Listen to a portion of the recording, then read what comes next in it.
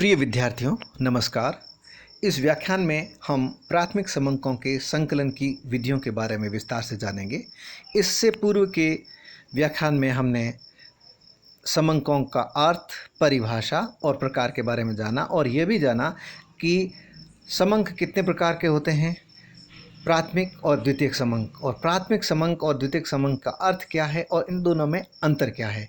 आज हम उसी कड़ी में आगे बढ़ते हुए ये जानेंगे कि प्राथमिक समंकों को एकत्रित कैसे किया जाता है या प्राथमिक समंकों का संग्रहण या संकलन किस प्रकार से किया जाता है। इसके लिए कौन कौन सी विधियों का सहारा लिया जा सकता है, कौन कौन सी विधियाँ हैं और इन विधियों में से कौन सी विधि अपनाई जानी चाहिए, इसके पीछे क्या आधार है। प्राथमिक समंक संकलन की मोटे तौर पर 5 विधियां हैं। प्रत्यक्ष व्यक्तिगत अनुसंधान रीति, अप्रत्यक्ष मौखिक अनुसंधान रीति, स्थानीय स्रोतों या संवाददाताओं द्वारा सूचना प्राप्ति रीति, डाक द्वारा या मेल द्वारा सूचनादाताओं द्वारा प्रश्नावलियां भरवाकर सूचना प्राप्ति रीति और प्रगणकों के माध्यम से अनुसूचियां भरवाकर सूचना प्राप्ति रीति। अब एक एक विधि के बारे में विस्तार से जानेंगे।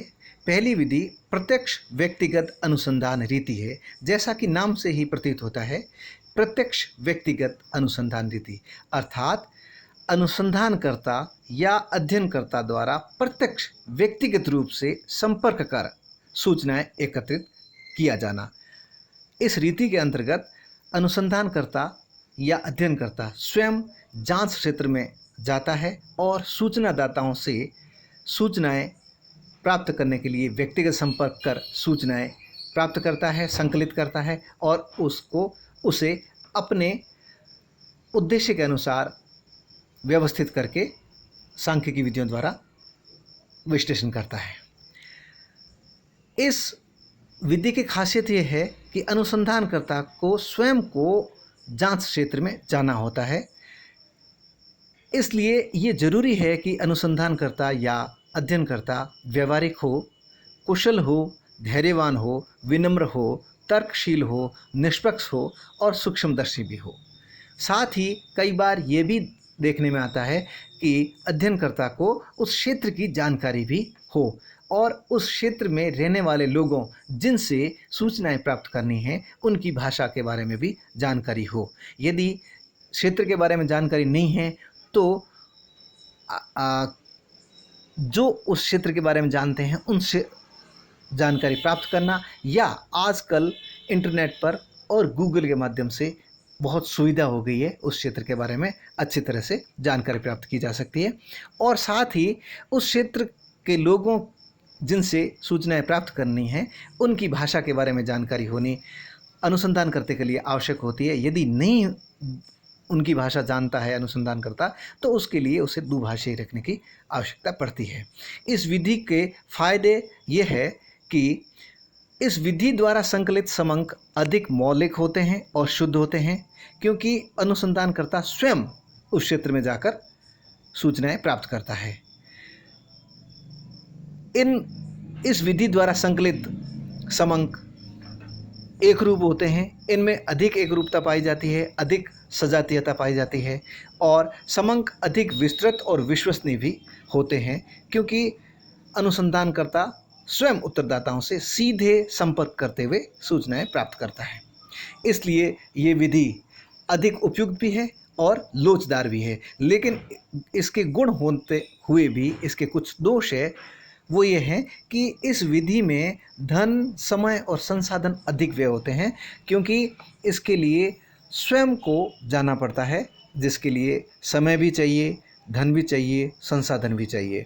और एक और दोष है और वो यह है कि संकलनकर्ता यदि पक्षपात करता है तो सूचनाएं भी भ्रामक प्राप्त होती है। अर्थात कई बार सूचनाएं एकत्रित करते समय प्रतिचयन रीति का अपनाया जाता है और प्रतिचयन के अंतर्गत यानी सैंपल चुनते समय उचित रीतियों का नहीं उपयोग किया जाता है, या फिर उचित रीतियों का उपयोग कर लिया जाता है, लेकिन जो सैंपल चुने जाते हैं उसमें कई बार ये देख लिया जाता है कि यहाँ से सूचनाएं एकत्रित कर ली जाए और यहाँ छोड़ दी जाए, या इस क्षेत्र में से पूरे एक ही तरह के नमूने लिए ले लिए जाए। तो इस प्रकार यदि किया जाता है तो सूचनाएं भ्रामक प्राप्त होती है।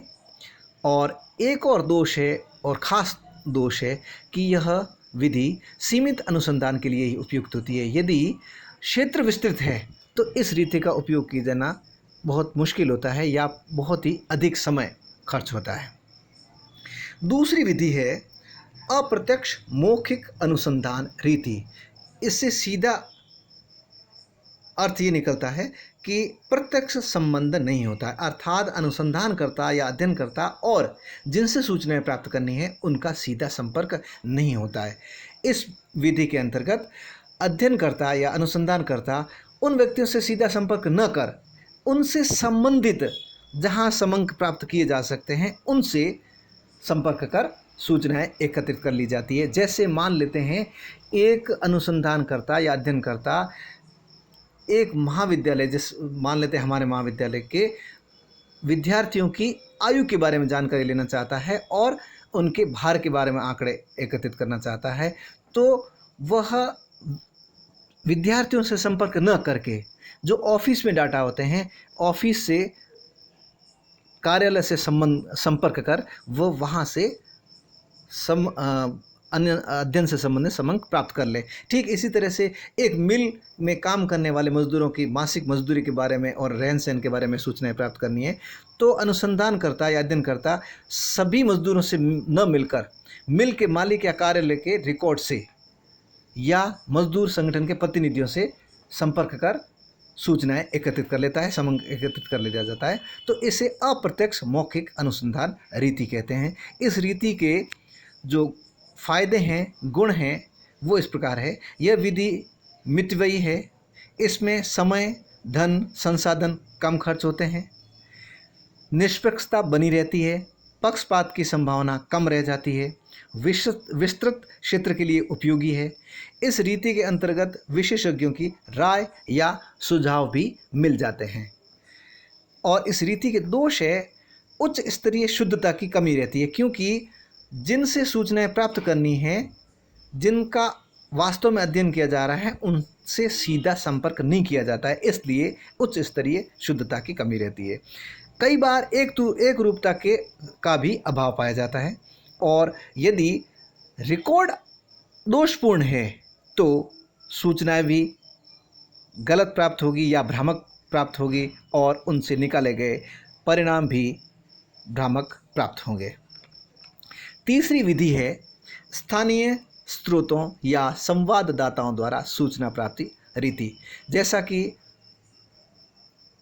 नाम से ही प्रतीत होता है कि स्थानीय स्रोतों या संवाददाताओं द्वारा, दो चीज़ इसमें है। स्थानीय स्रोत यानी कि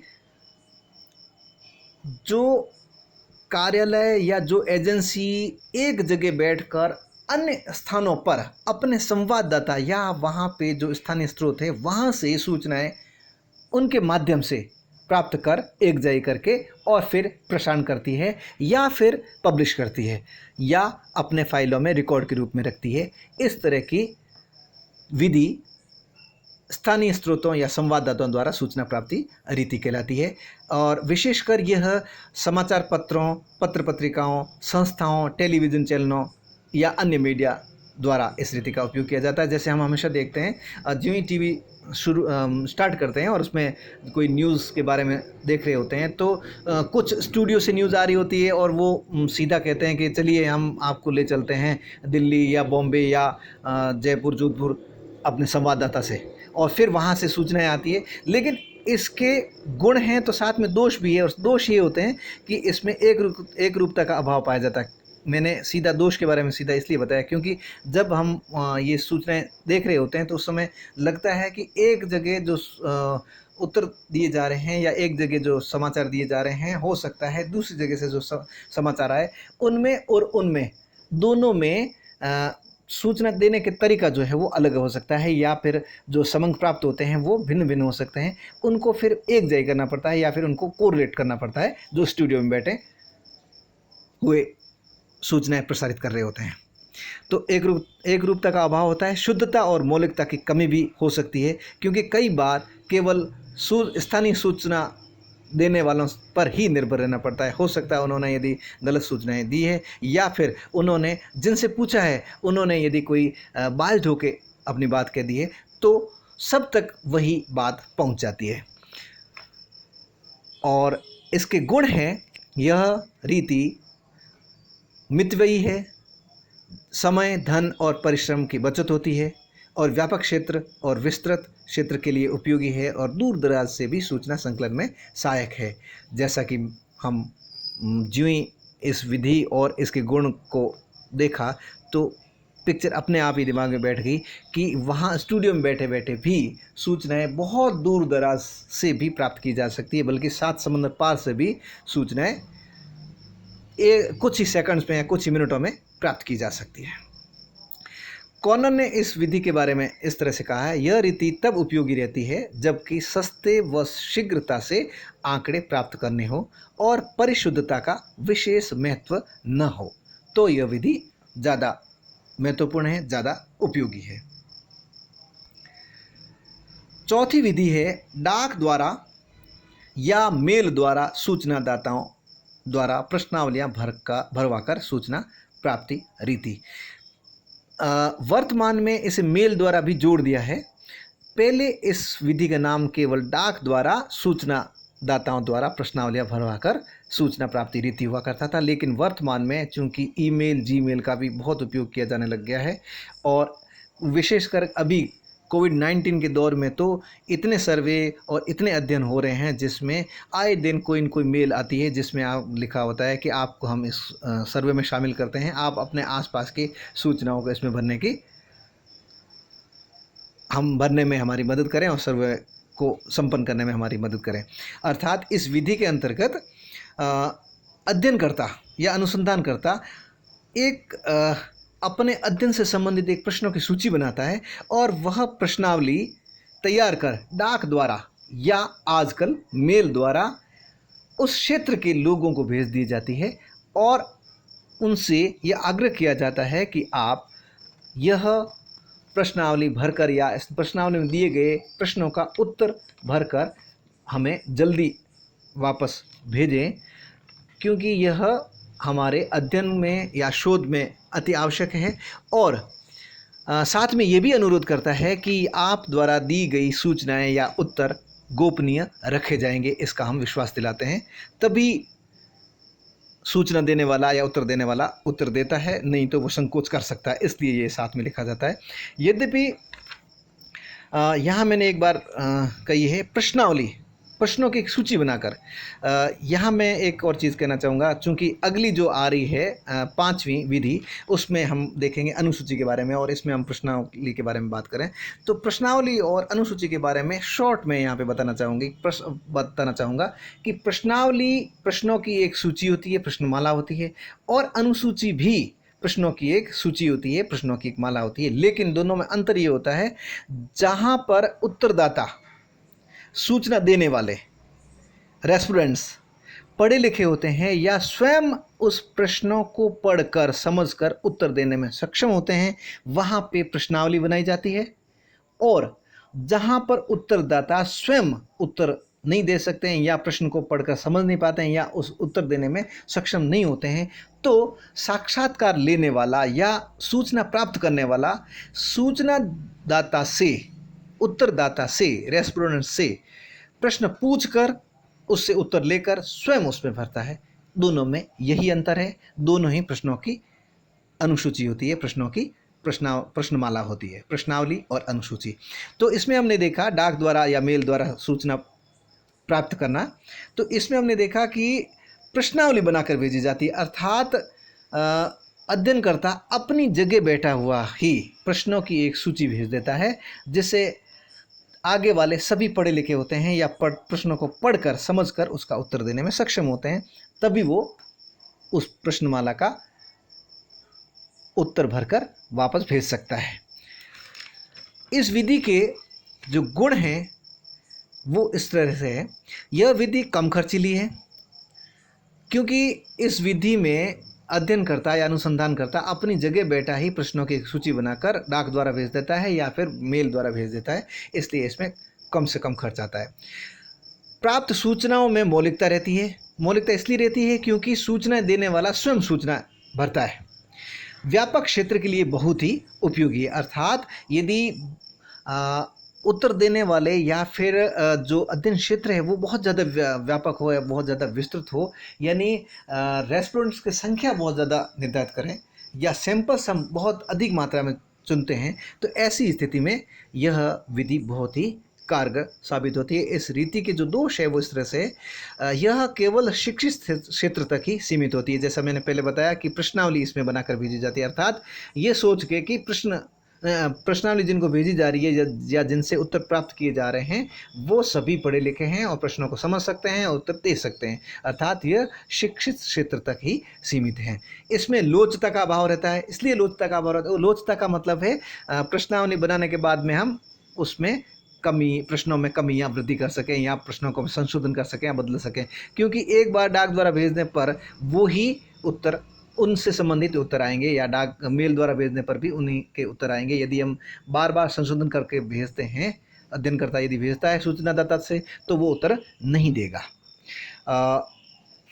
इसके बाद एक और दोष है जो इस तरह से है कि अनेक बार शुद्धता पर प्रश्न चिन्ह लगाया जाता है, क्योंकि कई बार उत्तरदाता उसको यूं ही सर्वे समझकर जो भी मन में आया हाँ ना भर के भेज देता है। इसलिए कई बार शुद्धता की कमी भी रहती है। और एक है कि उत्तर देना उत्तरदाताओं पर निर्भर रहता है। पांचवी विधि है प्रगणकों के माध्यम से अनुसूचियां भरवाकर सूचना प्राप्ति। जैसा पहले मैंने बताया था कि प्रश्नावली और अनुसूची दो तरह की चीज़ होती है। प्रश्नावली और अनुसूची दोनों ही प्रश्नों की एक अनुसूची होती है, प्रश्नों की एक सूची होती है, प्रश्नमाला होती है जो उत्तरदाताओं से सूचना भरने में, सूचना प्राप्त करने में मदद करती है। प्रश्नावली में उत्तरदाता स्वयं भरता है और अनुसूची में साक्षात्कार लेने वाला या अध्ययन करने वाला या अनुसंधान करता या जो उसके द्वारा चुने हुए प्रगणक है वो उत्तरदाता से प्रश्न पूछ कर प्रश्नावली में, अनुसूची में भरता है या सूचनाएं प्राप्त करता है। ये अनेक बार उस क्षेत्र में या अधिक बार या अधिकतर कहिए कि अशिक्षित होने या ऐसे कारण हो जहाँ पे सूचनाएं पूछ के रही भरी जाएगी, तो यह विधि सबसे ज़्यादा उपयुक्त होती है। और हम देखते हैं कि सरकारी जो सर्वेज होते हैं या सरकारी आंकड़े जब इकट्ठे किए जाते हैं, खास करके जनसंख्या से संबंधित या फिर वोटर लिस्ट से संबंधित, उसमें हम ज़्यादातर देखते हैं कि प्रगणक या फिर BLOs या अन्य सरकारी एजेंसी के प्रगणक हमारे पास में आते हैं और सूचनाएं भर के ले जाते हैं। इसी तरह से अध्ययनकर्ता या इंडिपेंडेंट रिसर्चर भी अपने अध्ययन से संबंधित आंकड़े समंक एकत्रित कर सकता है। इस विधि के गुण यह है कि यह रीति विशाल क्षेत्र के लिए उपयोगी है, क्योंकि इसमें अनेक प्रगणक दक्ष प्रशिक्षित करके उनको अनुसूची दी जाकर उनसे सूचनाएं एकत्रित की जा सकती है। इसलिए विशाल क्षेत्र के लिए उपयोगी है। चूँकि मैंने कहा अभी सरकार द्वारा जनसंख्या के आंकड़े जब भी एकत्रित किए जाते हैं, जनगणना के आंकड़े, तो उसके लिए पहले जनसंख्या के आंकड़े एकत्रित करने वाले विभाग द्वारा प्रगणकों को प्रशिक्षित किया जाता है, दक्ष किया जाता है। उसके बाद में उनको अनुसूचियां देकर सर्वे क्षेत्र में भेजा जाता है, घर घर भेजा जाता है। दूसरा गुण है शुद्धता से परिपूर्ण है, क्योंकि दक्ष प्रशिक्षित प्रगणक सूचनाएं एकत्रित करते हैं। और एक और गुण है इसका, और वो खास गुण है, और वो ये है कि पक्षपात विहीन सूचनाएं प्राप्त होती है। इस विधि के जो दोष हैं वो ये हैं, यह रीति अत्यधिक खर्चीली है, प्रगणकों के प्रशिक्षित करने की समस्या रहती है, व्यक्तिगत संपर्क में कठिनाई आती है। इसलिए इस विधि का अधिकतर उपयोग या प्रयोग सरकार द्वारा या सरकारी एजेंसी द्वारा किया जाता है। यदि छोटा क्षेत्र हो और रिसर्चर इंडिपेंडेंट रिसर्चर कोई रिसर्च कर रहा है और छोटा क्षेत्र हो तो भी ऐसा किया जा सकता है, और अनेक बार देखने में भी ऐसा आता है। अब हम आगे बढ़ते हैं और ये जानते हैं कि इन विधियों में से कौन सी विधि अपनानी चाहिए या प्राथमिक समंक एकत्रित करते समय क्या ध्यान रखना चाहिए, कौन सी विधि ज़्यादा उपयुक्त है, उसके क्या आधार है। तो एक अच्छी रीति अपनाई जाए इसके लिए कुछ आधार है, वो इस तरह से हम उसका यहाँ वर्णन कर सकते हैं। रीति चुनते समय अनुसंधान की प्रकृति ध्यान रखनी चाहिए, अर्थात अनुसंधान या अध्ययन की प्रकृति के आधार पर रीति का चयन किया जाना चाहिए। रीति का चयन अनुसंधान के उद्देश्य और क्षेत्र को भी ध्यान में रखकर किया जाना चाहिए, और प्राथमिक समंकों के संकलन की रीति अपनाते समय उपलब्ध आर्थिक संसाधनों को भी ध्यान में रखना चाहिए। साथ ही उपलब्ध समय का भी ध्यान रखना चाहिए, और ये भी ध्यान रखना चाहिए कि सूचनाओं के शुद्धता की मात्रा कितनी होनी चाहिए। सूचनाएं यदि हमें बहुत अधिक शुद्ध चाहिए तो हमें प्रत्यक्ष विधि, जो प्रथम विधि है, उसको अपनाना चाहिए, और यदि हमें शुद्धता की बजाय शीघ्रता देखनी है तो संवाददाताओं द्वारा, जैसा कि मीडिया करता है, उसे अपनाना चाहिए। तो ये कुछ आधार हैं जो कि प्राथमिक समंक संकलन करते समय, विधि के चयन करते समय ध्यान में रखे जाते हैं। और अगले व्याख्यान में हम द्वितीयक समंकों के स्रोत के बारे में जानेंगे। धन्यवाद।